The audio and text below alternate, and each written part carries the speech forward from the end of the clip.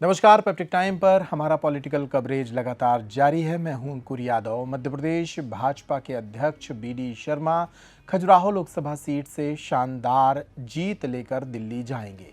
वे तकरीबन 5 लाख से ज्यादा वोट से चुनाव जीते हैं। चुनाव के पहले उन्होंने इस इलाके में काफ़ी मेहनत की थी और इसके अलावा इंडी गठबंधन का कोई प्रत्याशी भी उनके सामने नहीं था, जिसके कारण उन्हें ये बड़ी सफलता मिली है। वे खजुराहो लोकसभा सीट से दूसरी दफा चुनाव जीतकर दिल्ली जा रहे हैं। ऐसे में उनका कद बढ़ना तय है। मध्य प्रदेश की खजुराहो लोकसभा सीट पर मतगणना खत्म होने के बाद जो नतीजा सामने आया वो मध्य प्रदेश भाजपा के अध्यक्ष बीडी शर्मा के कद को बढ़ाने का इशारा कर रहा है। उन्होंने अपने निकटतम प्रतिद्वंदी को 5,41,229 वोटों से हरा दिया।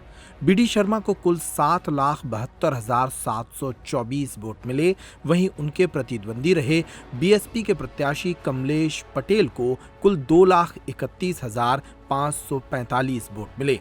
तीसरे नंबर पर ईडी गठबंधन की ओर से ऑल इंडिया फॉरवर्ड ब्लॉक के प्रत्याशी आरबी प्रजापति राजा भैया रहे। उन्हें कुल 50,215 वोट ही मिल सके। बीडी शर्मा के सामने मुकाबला थोड़ा कमजोर भी था। यहां कांग्रेस और सपा की ओर से सपा प्रत्याशी मीरा यादव ने फॉर्म दाखिल किया था, लेकिन ऐन वक्त पर उनका फॉर्म रिजेक्ट हो गया था, जिसके कारण बीडी शर्मा को खाली मैदान मिल गया था। यही वजह रही कि बीडी शर्मा की जीत 5 लाख से ज्यादा वोटों से हुई। हालांकि ये जीत उनकी पिछली जीत से भी बड़ी थी। माना जा रहा है कि मध्य प्रदेश की 29 लोकसभा सीटों से शानदार जीत दिलाने का सेहरा भी बीडी शर्मा के सिर पर ही बंधेगा और उन्हें इस कामयाबी के लिए इनाम भी मिल सकता है। केंद्र में भाजपा की तीसरी बार सरकार बनी तो मध्य प्रदेश के कुछ नेताओं का कद बढ़ना तय है। पूर्व मुख्यमंत्री शिवराज सिंह चौहान, पार्टी के प्रदेश अध्यक्ष बीडी शर्मा को इस टीम में स्थान मिल सकता है। साथ ही ज्योतिरादित्य सिंधिया को भी एक महत्वपूर्ण मंत्रालय मिल सकता है। जो शुरुआती खबरें सामने आ रही हैं, उसके मुताबिक बीडी शर्मा को एक बड़ी जिम्मेदारी केंद्र में मिल सकती है। प्रदेश की कमान संभालने के बाद विधानसभा चुनाव में शानदार जीत और इसके बाद लोकसभा चुनाव में प्रचंड जीत का इनाम बीडी शर्मा को मिलना तय माना जा रहा है। विधानसभा चुनाव में करीब 18 साल से सत्ता पर काबिज भाजपा ने बड़ी जीत दर्ज की थी। इसका श्रेय भाजपा के संगठन को जाता था। बीडी शर्मा के ही नेतृत्व में भाजपा ने पिछले साल हुए विधानसभा चुनावों में भी जीत दर्ज की और अब लोकसभा में भी उसे प्रचंड बहुमत मिला। माना जा रहा है कि बीडी शर्मा की तारीफ खुद प्रधानमंत्री नरेंद्र मोदी ने भी सार्वजनिक रूप से कर उन्हें एक इनाम देने की पृष्ठभूमि बना ली थी। वे अमित शाह के भी विश्वसनीय माने जाते हैं। शर्मा का 2 साल का कार्यकाल पहले ही पूरा हो चुका है। ऐसे में तय माना जा रहा है कि केंद्र में उनका कोई बड़ा रोल तैयार है। इस चुनाव में भगवान जुगल किशोर जी के आशीर्वाद से मध्य प्रदेश के अंदर भारतीय जनता पार्टी को ऐतिहासिक सफलता, आज तक के इतिहास की सबसे बड़ी सफलता, 29 की 29 सीटें लोकसभा में पहली बार भारतीय जनता पार्टी जीती है। विधानसभा में भी आशीर्वाद मिला था और लोकसभा के अंदर भी माननीय प्रधानमंत्री नरेंद्र मोदी जी को तीसरी बार भारत का प्रधानमंत्री बनाने का संकल्प जनता ने आज पूरा किया है। एनडीए की सरकार मोदी जी के नेतृत्व में फिर माननीय प्रधानमंत्री मोदी जी तीसरी बार शपथ लेंगे। भगवान का आशीर्वाद है और प्रधानमंत्री मोदी जी के नेतृत्व में भारतीय जनता पार्टी के कार्यकर्ताओं ने जो अथक मेहनत और परिश्रम किया, तो 29 की 29 सीटें हम प्रदेश के अंदर जीते हैं। हर बूथ पर भारतीय जनता पार्टी को ऐतिहासिक विजय मिली है।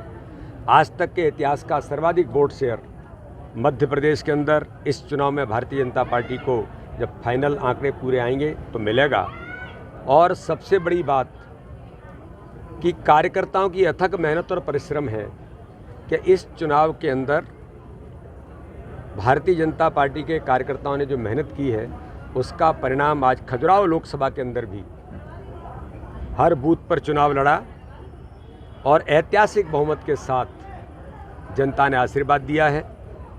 क्षेत्र की जनता के प्रति हृदय से आभार और धन्यवाद और भारतीय जनता पार्टी के सभी कार्यकर्ताओं को बहुत शुभकामनाएं। क्या उन्होंने अथक मेहनत और क्या परिश्रम किया है। प्राथमिकताएं रहेंगी?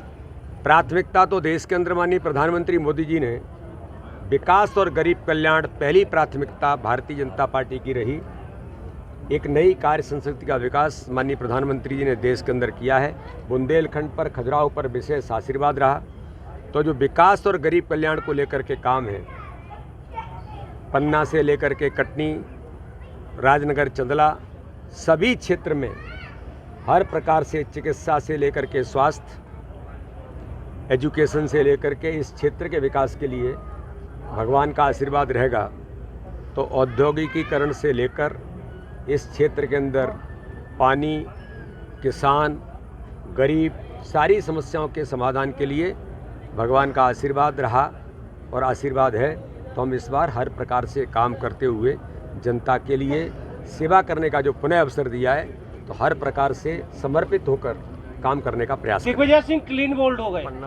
दिग्विजय सिंह क्लीन बोल्ड तो हो ही गए और जनता ने उन्हें बहुत पहले ही नकार दिया था। कमलनाथ भी क्लीन बोल्ड हो गए, बहुत क्रिकेट खेल रहे थे चुनाव के दौरान। लेकिन ये भगवान का दरबार है, यहाँ इस परिसर में हम किसी की आलोचना नहीं करना चाहते।